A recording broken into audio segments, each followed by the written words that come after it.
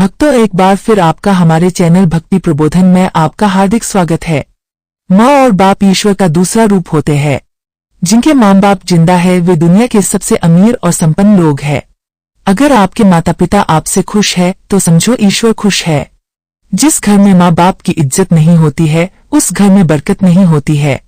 20 साल का जवान लड़का बाजार जा रहा था। आज उसके जीवन की पहली कमाई यानी कि उसकी पहली सैलरी आई थी। अपनी पहली कमाई से वो अपनी माँ के लिए चप्पल खरीदना चाहता था। बाजार में एक अच्छी सी चप्पल की दुकान देखकर वो उसके अंदर गया। दुकान वाले से कहा, ओ सेठ जी, लेडीज के लिए एक जोड़ अच्छी सी चप्पल दिखाइए। दुकान वाले ने लड़के को चप्पल का नाप पूछा। लड़के ने कहा, ओ उसे पैरों का नाम तो नहीं पता, लेकिन उसके पास उसके माँ के पैरों की एक आकृति है। और पूछा कि क्या वह इस आकृति को देखकर उसके हिसाब से सही चप्पल की जोड़ दे सकते हैं या नहीं। दुकान वाला लड़के की बात सुनकर आश्चर्यचकित था। दुकान वाले ने कहा कि जेड, हमने कभी भी इस तरह आकृति के हिसाब से चप्पल नहीं बेची है, और भला कोई आकृति दिखाकर चप्पल क्यों खरीदेगा। तुम खुद अपनी माँ को यहाँ लेकर उनके पैरों का नाप क्यों नहीं दे देते। लड़के ने कहा, ओ वह शहर में रहता है और उसकी माँ बहुत दूर गांव में। उसकी माँ ने जीवन में कभी चप्पलें नहीं पहनी है, फिर भी उसने बहुत मेहनत करके मुझे पढ़ाया लिखाया और इस काबिल बनाया कि मैं अच्छी नौकरी कर सकूं। मैं जब घर से नौकरी के लिए निकला था तब मैंने ये तय कर लिया था कि अपनी पहली तनख्वाह से सबसे पहले माँ के लिए चप्पल लूंगा, इसलिए उनके पैरों की आकृति इस पेपर में बना ली थी। लड़के ने एक सफेद कागज में बनी पैरों की आकृति दुकान वाले को दिखाते हुए कहा। लड़के की बातें सुनकर दुकान वाले की आंखों में पानी आ गया।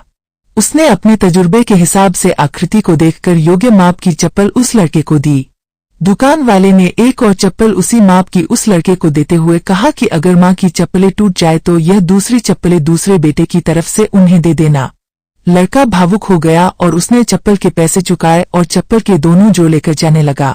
तभी पीछे से दुकानदार ने लड़के को रोकते हुए पूछा कि क्या वह पेपर में बनी पैरों की आकृति उसे दे सकता है। लड़के ने दुकानदार को अपनी माँ के पैरों की आकृति बनी वह पेपर दिया और वहां से चला गया। दुकानदार ने चित्र को अपनी दुकान में बने देवघर में रख दिया। दुकान में काम करने वाले कर्मचारी ये देखकर हैरान थे। उन्होंने दुकानदार से पूछा, उन्होंने किसी महिला की पैरों की आकृति को भगवान के मंदिर में क्यों रखा। दुकानदार ने कहा, यह किसी साधारण महिला के पैरों की आकृति नहीं है, यह एक बहुत ही महान माँ के पैरों की आकृति है, जिसने इस लड़के का इतने अच्छे संस्कारों से पालन पोषण किया है। इस लड़के की तरक्की को कोई नहीं रोक सकता और मुझे भरोसा है कि इन पैरों की कृपा की वजह से हमारी दुकान भी हमेशा हरी भरी रहेगी और दुकान अच्छी चलेगी। दुनिया में माँ हर किसी की होती है। बिना माँ के जीवन संभव नहीं है, लेकिन बहुत कम खुशनसीब लोग होते हैं जो माँ का महत्व समझते हैं और उन्हें हमेशा खुश रखने का प्रयत्न करते हैं। यह कहानी 800 साल पहले की है। एक महिला को शादी के 12 साल हो गए थे, लेकिन उसे संतान सुख नहीं मिला था। बच्चे को पाने के लिए उस महिला ने न जाने क्या क्या उपाय किए थे। डॉक्टरों के पास गई थी, बाबा, भक्तों के पास गई थी। जिसने जिस मंदिर, जिस मस्जिद, गुरुद्वारा या चर्च में जाने के लिए कहा उस हर जगह गई थी। जिस भगवान का नाम लेने के लिए कहा उस भगवान का नाम लिया था, और जितने उपाय या उपवास करने के लिए कहे सब किए। कहते हैं ना कि अगर दिल से और तन मन धन से कोई चीज चाहो तो मिल ही जाती है। इस महिला को भी उसकी तपस्या का वरदान उसके बेटे के रूप में मिल ही गया। 9 सालों की दुख, दर्द और पीड़ा अपने बेटे का चेहरा देखते ही सुख, खुशी और संतुष्टि में बदल गया। लेकिन अभी शायद उसकी तपस्या बाकी थी, शायद भगवान को अभी उसकी और परीक्षा लेनी थी। जब उसका बच्चा 2 वर्ष का हुआ तो एक दूसरी महिला ने उसका बच्चा चुरा लिया। सोचिए उस माँ की मनस्थिति क्या होगी जिसने दुनिया में सबसे ज्यादा जिस बच्चे के लिए अपनी जिंदगी जी थी उससे उसका बच्चा ही छीन गया। उसे ऐसा लगा जैसे किसी ने उसका बच्चा नहीं, उसके शरीर से उसकी आत्मा ही चुरा ली हो। उस दिन से उस माँ का जैसे खाना, पीना, सोना सब छूट गया था। उसे ना भूख लगती, ना प्यास लगती, ना नींद आती। हार मान जाए वह माँ कैसी। अपने बच्चे को ढूंढने में उसने जमीन आसमान एक कर दिया, और आखिरकार उसने अपने बच्चे का पता लगा ही लिया। वह पहुंच गई उस चोर महिला के पास अपने बच्चे को वापस लेने के लिए। जब बच्चे की मां ने उस चोर महिला से अपने बच्चे को वापस पाना चाहा तो वह महिला ऐसा जताने लगी जैसे वह उसका खुद का बच्चा हो। जब बच्चे की मां को लगा किसी भी तरह से बात बनती नजर नहीं आ रही है, तब वो इस मुद्दे को राजा के पास लेकर गई। राजा के दरबार में दोनों महिलाएं हाजिर की गई। दोनों ही महिलाएं उस बच्चे पर अपना पूरा हक जताने लगी। राजा और उसके सभी दरबारी काफी आश्चर्यचकित और हैरान हो गए, क्योंकि बच्चे की सच्ची मां को पहचानने के लिए उन्होंने जितने भी सवाल बच्चे के बारे में दोनों ही महिलाओं से किए, जो उसकी आदतों, उसकी पसंद या उसके निशानों के बारे में थे, दोनों ही महिलाएं उसका सही सही जवाब दे रही थी। जब इस समस्या का समाधान निकलता नजर नहीं आ रहा था तो राजा ने अपने खास और सबसे समझदार मंत्री से इसका निराकरण करने के लिए कहा। मंत्री ने बिना 1 मिनट की देरी किए तुरंत राजा से कहा कि महाराज, मुझे लगता है कि यह दोनों ही इस बच्चे की मां है। इन दोनों का ही उस बच्चे पर बराबर का हक है। अगर आपको न्याय ही करना है तो सबसे बेहतर तरीका यही होगा कि आप बच्चे के 2 टुकड़े कर दीजिए और एक एक टुकड़ा दोनों माओं को बांट दीजिए। मंत्री की ऐसी बात सुनकर राजा के साथ साथ दरबार में हाजिर सभी लोग उनकी तरफ आश्चर्य से देखने लगे। राजा ने सोचा कि मंत्री के ऐसी मूर्खतापूर्ण बातों के पीछे जरूर कोई रहस्य होगा। वह बिना सोचे समझे ऐसी बात कभी नहीं कर सकते। राजा ने तुरंत अपने सिपाहियों से कहा कि मंत्री की बात पर अमल किया जाए और इस बच्चे के 2 टुकड़े कर दिए जाएं। बच्चे की असली मां ने यह फैसला सुनते ही राजा के पैर पकड़ लिए और बोली, महाराज, मुझ पर इतना जुल्म मत कीजिए। आप चाहे तो बच्चे को उस महिला को दे दीजिए, लेकिन उसके 2 टुकड़े कर मत मारिए। मेरा बच्चा मेरे पास नहीं रहा तो चलेगा, इस दुनिया में तो रहेगा। मंत्री जी ने राजा से कहा, महाराज, यही उस बच्चे की असली मां है और जो वहां पर शांत खड़ी है वह है चोर।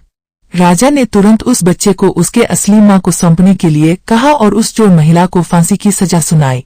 बच्चे की असली मां को उस दूसरी महिला पर जिसने उसका बच्चा चुराया था दया आ गई, क्योंकि उससे मिलने के बाद उसे यह पता चला था कि वह भी उसी परिस्थिति से गुजर रही थी जिससे वह 9 सालों से गुजरी थी। इस महिला ने अपने बांझपन के चलते अपनी गोद भरने के लिए उस बच्चे को चुराया था और चुराने के बाद भी वह उस बच्चे को अपने खुद के बेटे की तरह प्यार करती थी। बच्चे की असली मां ने दरबार में विनती कर उस महिला को माफ करने के लिए कहा। रामेश्वर ने पत्नी के स्वर्गवास हो जाने के बाद अपने दोस्तों के साथ सुबह शाम पार्क में टहलना और गप्पे मारना, पास के मंदिर में दर्शन करने को अपनी दिनचर्या बना लिया था। हालांकि घर में उन्हें किसी प्रकार की कोई परेशानी नहीं थी। सभी उनका बहुत ध्यान रखते थे, लेकिन आज सभी दोस्त चुपचाप बैठे थे। एक दोस्त को वृद्धाश्रम भेजने की बात से सभी दुखी थे। आप सब हमेशा मुझसे पूछते थे कि मैं भगवान से तीसरी रोटी क्यों मांगता हूँ। आज बतला देता हूँ। कमल ने पूछा, क्या बहू तुम्हें सिर्फ 3 रोटी ही देती है? बड़ी उत्सुकता से एक दोस्त ने पूछा। नहीं यार, ऐसी कोई बात नहीं है, बहू बहुत अच्छी है। असल में रोटी 4 प्रकार की होती है। पहली, वो सबसे स्वादिष्ट रोटी, माँ की ममता और वात्सल्य, उसे भरी हुई, जिससे पेट तो भर जाता है पर मन कभी नहीं भरता। एक दोस्त ने कहा, 16 आने सच, पर शादी के बाद माँ की रोटी कम ही मिलती है। उन्होंने आगे कहा, हाँ वही तो बात है। दूसरी रोटी पत्नी की होती है, जिसमें अपनापन और समर्पण भाव होता है, जिससे पेट और मन दोनों भर जाते हैं। क्या बात कही है यार, ऐसा तो हमने कभी सोचा ही नहीं। फिर तीसरी रोटी किसकी होती है? एक दोस्त ने सवाल किया। तीसरी रोटी बहू की होती है, जिसमें सिर्फ कर्तव्य का भाव होता है, जो कुछ कुछ स्वाद भी देती है और पेट भी भर देती है और वृद्धाश्रम की परेशानियों से भी बचाती है। थोड़ी देर के लिए वहां चुप्पी छा गई। लेकिन ये चौथी रोटी कौन सी होती है? मौन तोड़ते हुए एक दोस्त ने पूछा। चौथी रोटी नौकरानी की होती है, जिससे न तो इंसान का पेट भरता है, नहीं मन तृप्त होता है और स्वाद की तो कोई गारंटी ही नहीं है। तो फिर हमें क्या करना चाहिए यार? माँ की हमेशा पूजा करो, पत्नी को सबसे अच्छा दोस्त बनाकर जीवन जियो, बहू को अपनी बेटी समझो और छोटी मोटी गलतियां नजरअंदाज कर दो। बहू खुश रहेगी तो बेटा भी आपका ध्यान रखेगा।